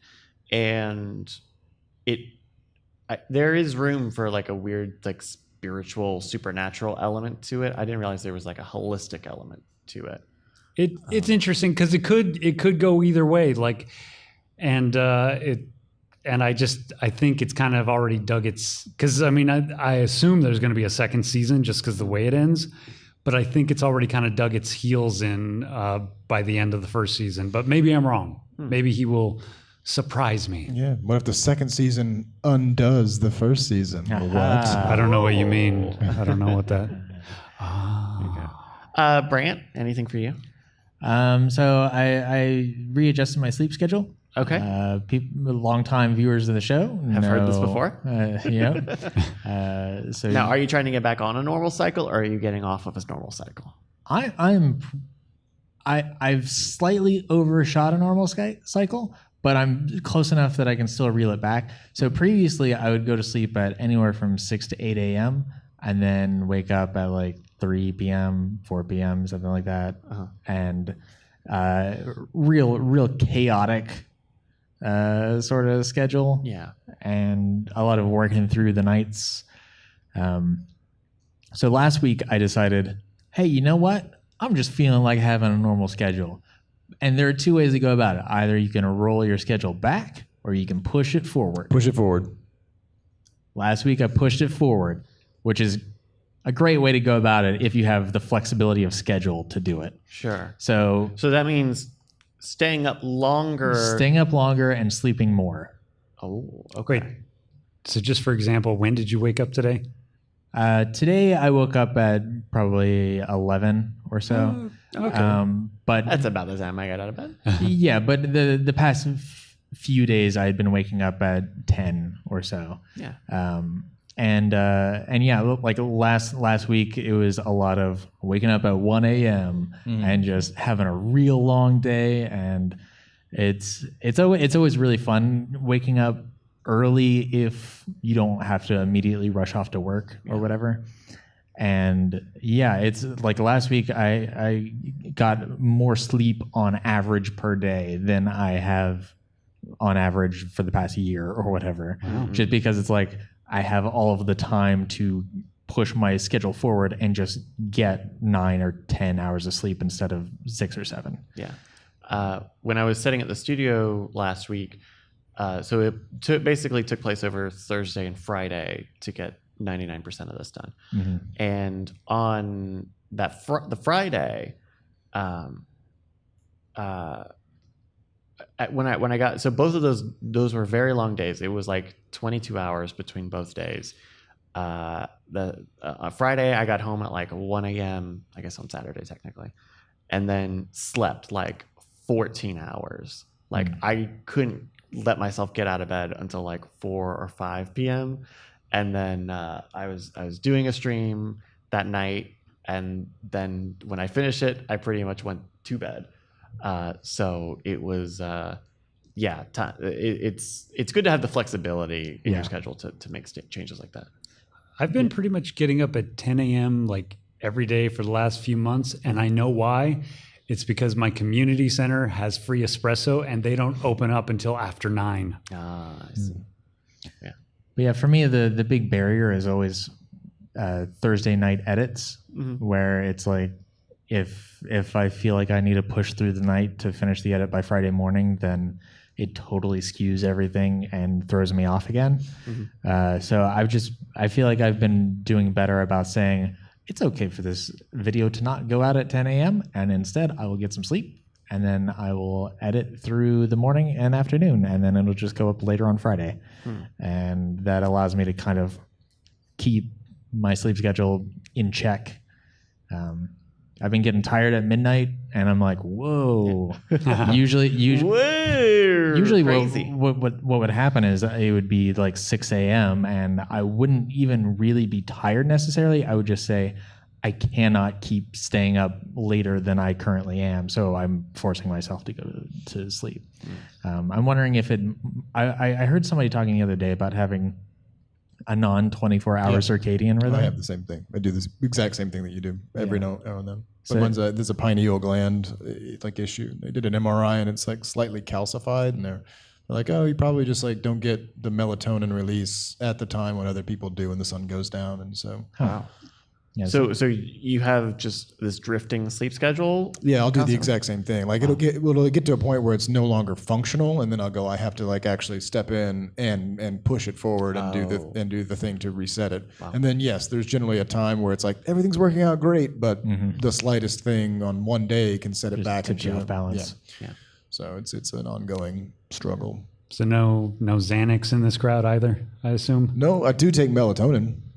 I will take melatonin when I'm trying to regulate my sleep That's why schedule. you're looking so flush. What's that? That's The why you're looking melatonin so flush? Yeah. All right.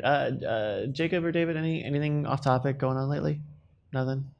Nothing I care to share. Oh, okay. Thank you, though. David, watching any TV shows or anything? Pass, please. Yeah, I guess I don't. I got the Apple Arcade on the phone, on the iPhone. It's very nice. There's a lot of really good stuff in there. And the fact that it's so cheap and that it's like original content.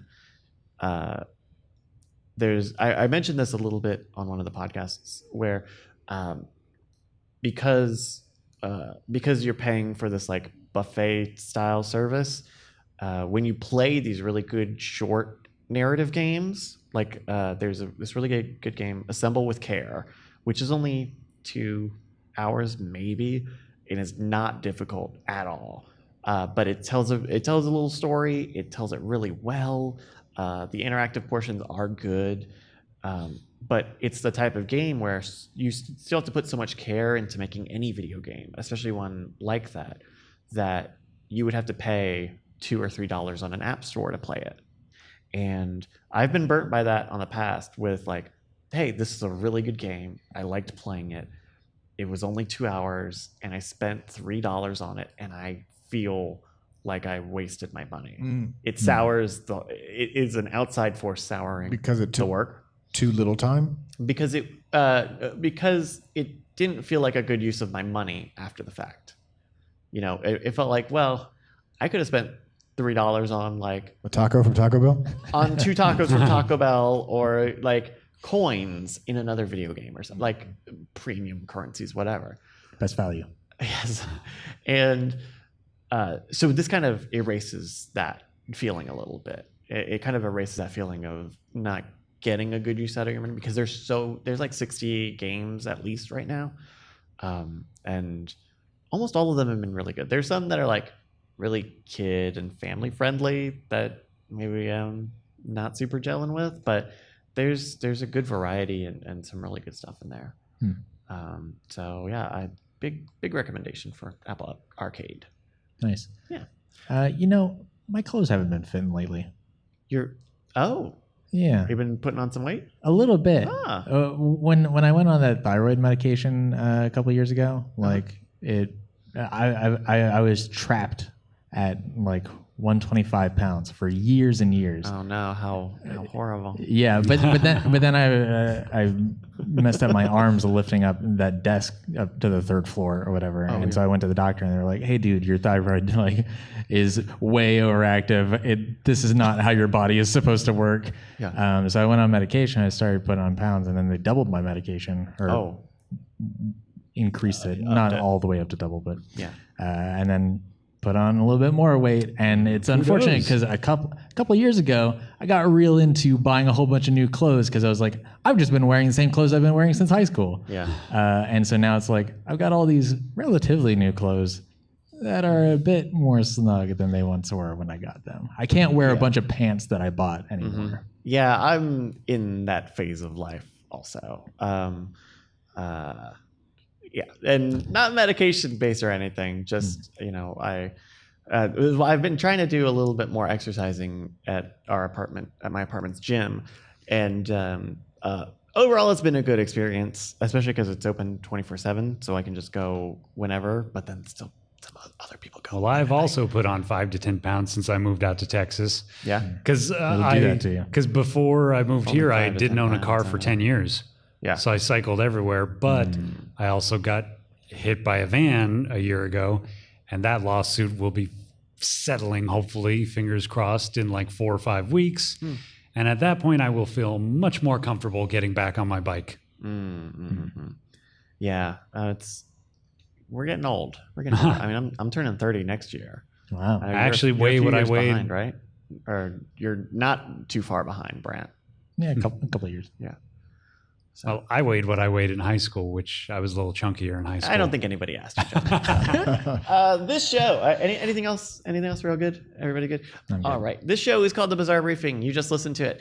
Find more at bizarrebriefing.com. That's where you can find past episodes, time codes, links, all sorts of good stuff. You can also watch us in video at youtube.com/scamstuff. We actually have a playlist there for it. It's still the bad playlist system, but you can watch it in a playlist.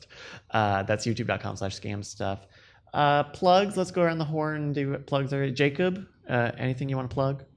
I actually have a podcast with my roommate. Oh, no kidding. What's it called? What should we look for? It's called Midnight Snacks. Super original name. Can you guess what time it starts? Hang on a second. And so, yeah, that sucks because I have an 8 a.m. class twice a week. Ooh. And stream plans on midnight sometimes. But Yeah. Our schedule is terrible, and I don't think we've streamed for like over a month at this point. It's a good sell. But feel free to check it out. Go ahead and hit the follow if you want. Maybe it'll come back. Is that a Twitch channel or a podcast? Twitch Midnight Snacks. Yes, just the 2 words. David, any plugs? No, just a lot of bleach. Okay. There we go. No, I mean, I'm taking a trip. That's not really a plug.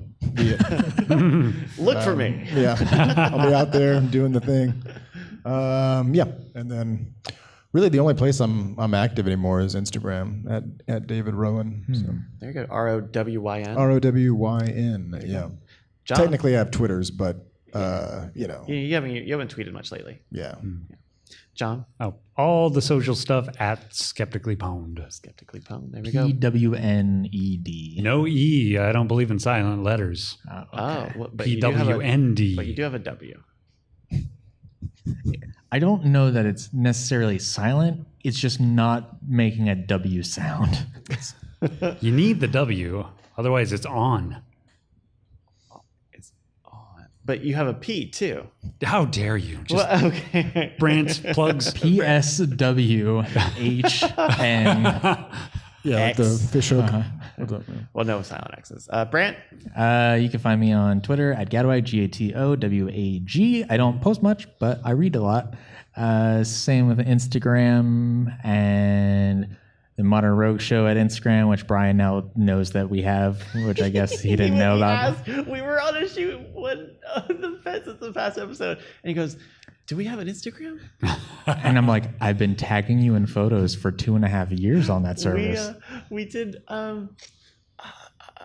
What was it? What was it we were doing? We were doing a stream.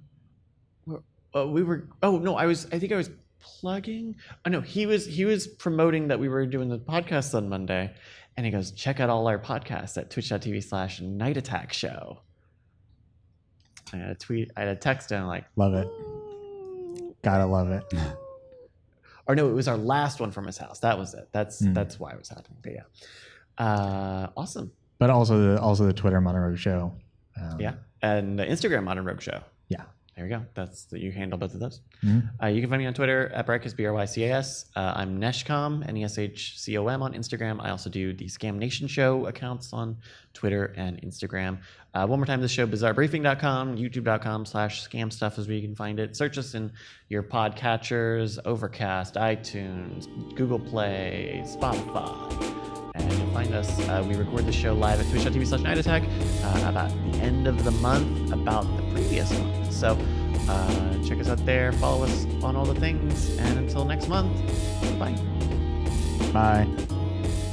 Diamond Club hopes you have enjoyed this program.